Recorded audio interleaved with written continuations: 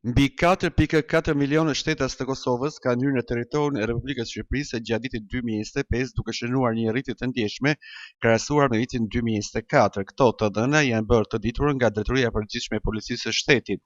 Sipas Policisë së Shtetit, në periudhën nga 1 janari deri më 14 dhjetor 2025, në Shqipëri kanë hyrë gjithsej 4.402.743 shtetas kosovar, që paraqet një rritje prej 260.050 hyrjesh më shumë krahasuar me të njëjtën periudhë të vitit 2024. Autoritetet bëjnë të ditur se pika kufitare me fluksi më të madh të hyrjeve ka qenë Morini. Muaji gusht ka rezultuar të jetë periudha me numrin më të madh të hyrjeve të shtetasve kosovar në Shqipëri, çka lidhet kryesisht me pushimet verore dhe rritjen e lëvizjeve drejt Bregdetit shqiptar. Sa i përket të qëndrimit, Drejtoria e Përgjithshme e Policisë së Shtetit ka bërë të ditur se kohëzgjatja më e madhe e qëndrimit të shtetasve kosovar në Shqipëri është mesatarisht deri në 15 ditë. Kësaj shumë prej kosovarëve qëndrimin atje e kanë minimalisht 7 deri në 15 ditë, e të tjerë edhe me muaj të tërë. Këto statistika dëshmojnë për vazhdimsinë e fluksit të lartë të lëvizjes mes Kosovës dhe Shqipërisë,